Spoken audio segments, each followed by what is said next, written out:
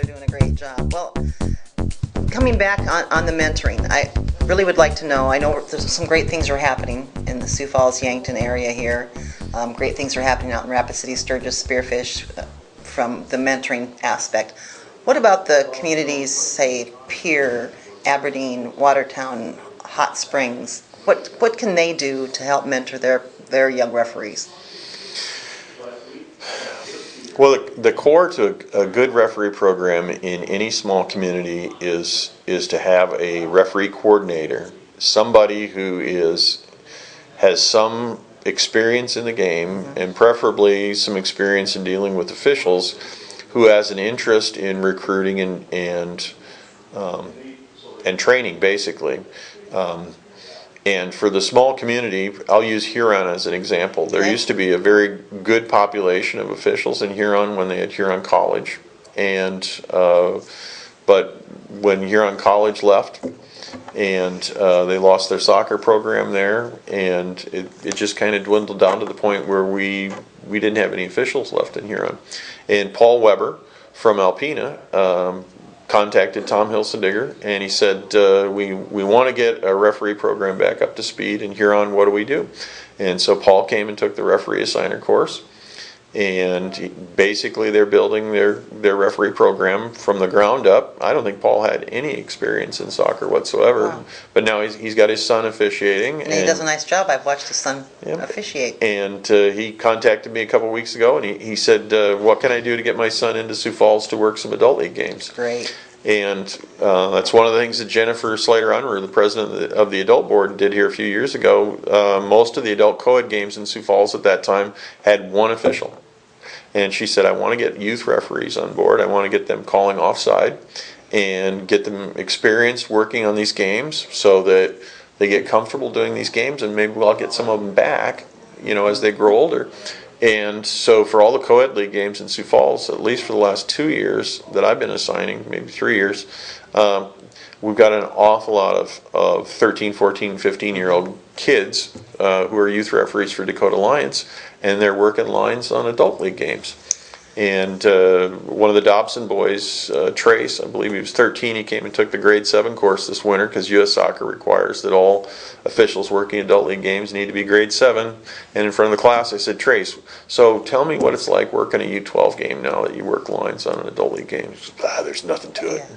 Well, and one of the other advantages I would think doing the adult game is you don't have irate parents to deal with as much because they're on the field. There aren't as many spectators, that's for sure. That's true. Well, that's a great idea. Well, I know to be a signer, you have to go through the course, as you mentioned. Correct. As Paul Weber did. What about to be a referee coordinator? Do all the associations in South Dakota have a referee coordinator? I'm talking about youth associations. I would be surprised if they did not. Okay. And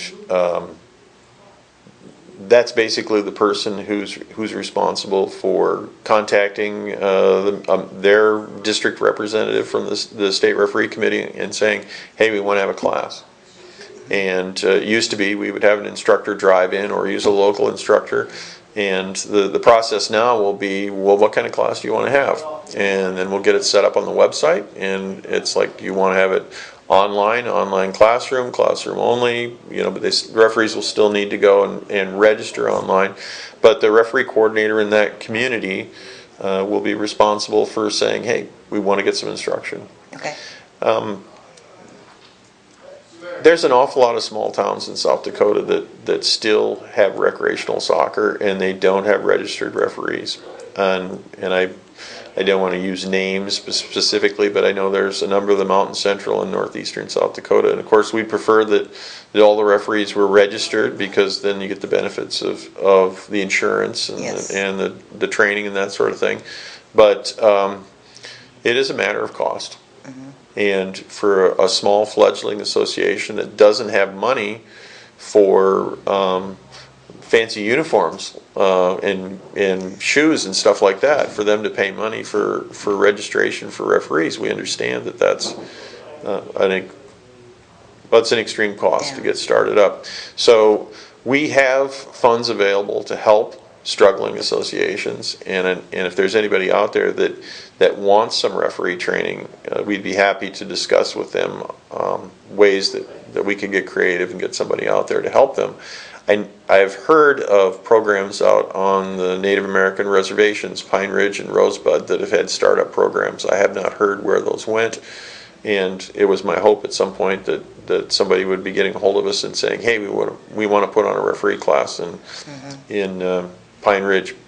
Thus far I haven't heard, but we've done that in Chamberlain.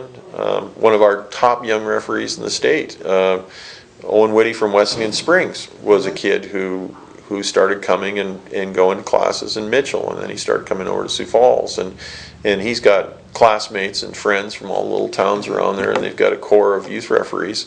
Unfortunately, I think they are also all the players for the Chamberlain High School team or the Huron High School team, one or the other. And so they're rebuilding their referee community out there. But we're happy to help anybody if they have questions. Well, this time of year, when high school's getting ready to start, a lot of those young referees have to make a choice. Players want to play. Yeah, they do. And referees want to ref, and sometimes they want to play too.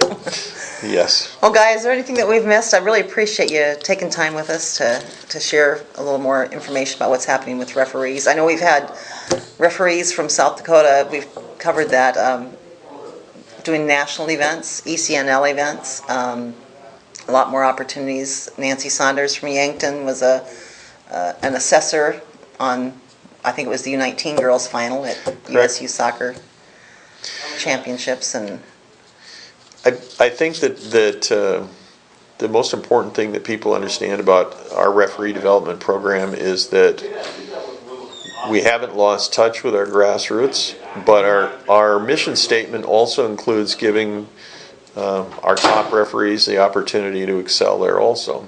And for the first time last year, we put some money aside. We raised our fees so that we could provide an opportunity for some of our top officials to go to national events, and that money is available for anybody who wants to exceed their current expectations of performance. And for the kids who are content doing U12 and U10 recreational games, we want to see them succeed at that. But for the young people who want to work high school and college games, or they want to go to youth regionals or youth nationals or Dallas Cup or ECNL, we have to provide a carrot at the end of both sticks for the entry level and the top officials. And for years, I think the idea was, well, we can't afford to do that. Mm-hmm. And my idea is we can't afford not to. Yeah. We've had some young people who have really been successful at the regional and national level, and I know there's another 15 or 20 of them out there who we've identified, and there's another 50 of them out there this past year that signed up for our advanced training through the referee development program. All they have to do is get a hold of us, and we'll have somebody look at their game.